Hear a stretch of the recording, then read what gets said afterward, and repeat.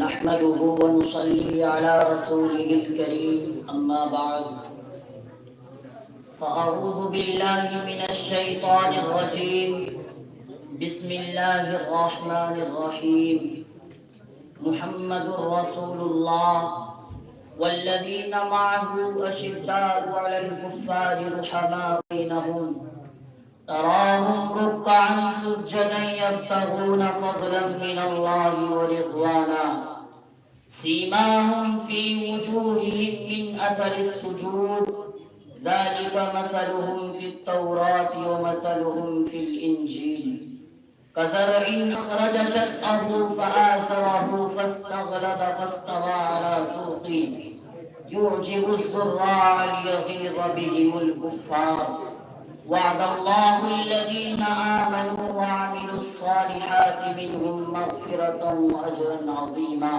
صدق الله العظيم. صدر محترم، حاضرین جلسہ، اسٹیج پر جلوہ افروز حضرات اساتذہ کرام اور حکم مستحکم اور عزیز طلباء، میں نے ابھی آپ حضرات کے سامنے سورہ فتح کی جو آیت تلاوت کی ہے، ان کا ترجمہ یہ ہے کہ محمد اللہ کے رسول ہیں اور وہ لوگ جو ان کے ساتھ ہیں کافروں پر سخت ہیں، آپس میں نرم دل ہیں. دیکھتے ہو تم ان کو رکوع کرتے ہوئے، سجدے کرتے ہوئے، اللہ کا فضل اور اس کی رضا چاہتے ہیں. ان کے مقبول ہونے کی علامت ان کے چہروں پر موجود ہے. سجدوں کے اثر سے ان کی مثال توریت میں ہے، ان کی مثال انجیل میں ہے. جس طرح کھیتی نے اپنا پٹھا نکالا، پھر اس کو مضبوط کیا، پھر اپنے تنے کے بل کھڑا ہو گیا. اچھا لگتا ہے کھیتی کرنے والوں کو یہ مثال بیان کی تاکہ غصہ دلائے ان سے کافروں کو. وعدہ کیا ہے اللہ تعالیٰ نے ان لوگوں سے جو ایمان لائے اور اچھے اعمال کیے، مغفرت کا اور مغفرت کا. محترم حضرات، ان آیت کریمہ میں صحابہ کرام کی عظمت اور عند اللہ ان کی مقبولیت کو بیان فرمایا ہے. یہ آیت سورہ فتح کی ہے. سورہ فتح کا نزول صلح حدیبیہ کے بعد ہوا. ان آیت کریمہ میں صحابہ کرام کی دلجوئی کی گئی ہے، کیونکہ حدیبیہ کی بظاہر مغلوبانہ صلح سے صحابہ کرام افسردہ خاطر اور مغموم تھے. ان آیت کریمہ میں اللہ تعالیٰ نے بڑے واضحانہ انداز میں حضور کے ساتھ صحابہ کرام کی رفاقت، کفار کے مقابلے میں ان کی سختی، آپس میں نرم دلی اور ان کی عبادت و ریاضت کا تذکرہ فرمایا ہے. یہ آیت سورہ فتح کی ہے. ان کے چہروں پر سجدوں کے نشان کو بھی ان کے مقبول بارگاہ ہونے کی دلیل قرار دیا ہے. کھیتی کی مثال اس لیے دی گئی، جس طرح کھیتی بتدریج ترقی کرتی ہے، اسی طرح صحابہ کرام بتدریج ترقی کے منازل کو طے کریں گے. جس طرح کھیتی کے پھلنے اور پھولنے سے کسان خوش ہوتا ہے، اسی طرح صحابہ کرام کے ترقی منازل سے اللہ اور اس کے رسول خوش ہوں گے. اور آخر میں یہ بھی بتا دیا کہ جس طرح صحابہ کرام دنیاوی نعمتوں سے نوازے جائیں گے، اخروی نعمتیں بھی انہیں حاصل ہوں گی اور وہ مغفرت اجر عظیم سے سرفراز کیے جائیں گے.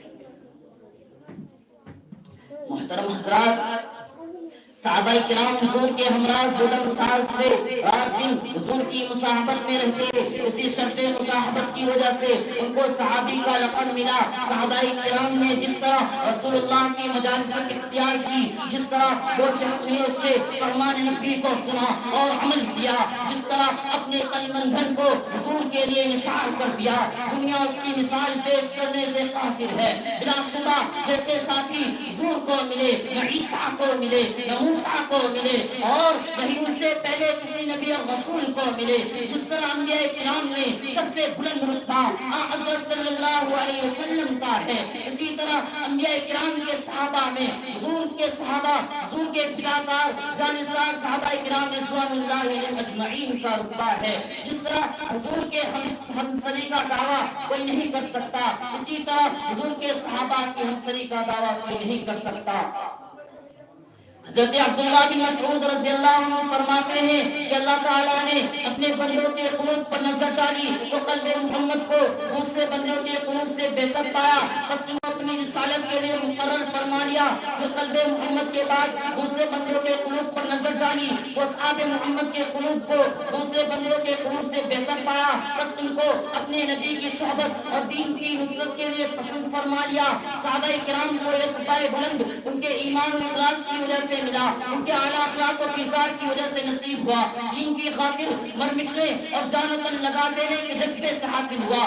دین کی خاطر دنیا چھوڑنے، اللہ اور اس کے رسول کا دامن مضبوطی سے تھامنے کی وجہ سے ملا۔ صحابہ کرام کی ان باتوں کا کوئی مسلمان انکار نہیں کر سکتا، بلکہ اس کا اقرار تو غیر مسلمین بھی کرتے ہیں۔ سچ تو یہ ہے کہ صحابہ کرام کی اندر جدوجہد اور بے ہم کوششوں کا ہی نتیجہ ہے کہ آج ہم مسلمان ہیں، اسلام ہمارے پاس بالکل صحیح شکل میں موجود ہے۔ خدا کی آخری کتاب قرآن کریم کی دولت لازوال نبی علیہ السلام کے ارشادات کے ذخائر ہرگز ہم تک نہ پہنچ سکتے تھے اگر صحابہ کرام نے باپ کی نسل کو یہ سرمایہ پوری حفاظت و ذمہ داری کے ساتھ منتقل نہ کیا ہوتا۔ یہ صحابہ کرام کا امت پر احسان عظیم ہے اور قیامت تک پوری امت مسلمہ کا سر اس بار احسان سے جھکا رہے گا۔ صحابہ کرام کے احسان کا بدلہ کوئی نہیں دے سکتا، وہ تو اللہ ہی دے سکتا ہے، یقیناً دے گا، لیکن احسان شناسی اور ممنونیت کا تقاضا ہے کہ ہم ان کا ذکر خیر کرتے رہیں، ان کے کارناموں کو یاد کرتے رہیں، ان کے حق میں دعاؤں کا نذرانہ پیش کرتے رہیں۔ رات دین کی گردش جھوجھو دنیا کی امت کو بھلا کر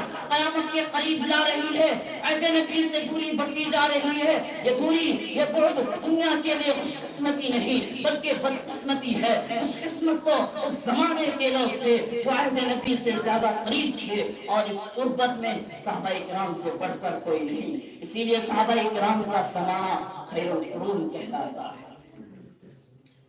میں اس شعر کے ساتھ اپنی تقریر کو ختم کرنا چاہتا ہوں۔ نہ ہوا ہے کوئی مسلمان صحابہ جیسا، نہ ہوا ہے کوئی مسلمان صحابہ جیسا، نہ گدا اور نہ سلطان صحابہ جیسا۔ ہو گئے تابع ہوا آگ درندے دریا، ہو گئے تابع ہوا آگ درندے دریا، کہ کسی کا ہوا ہے ایقان صحابہ جیسا۔ رب رحمان کے ہاں کوئی مسلمان تب ہے، رب رحمان کے ہاں کوئی مسلمان تب ہے جب کوئی لائے گا ایمان صحابہ جیسا۔ وآخر دعوانا الحمدللہ رب العالمین۔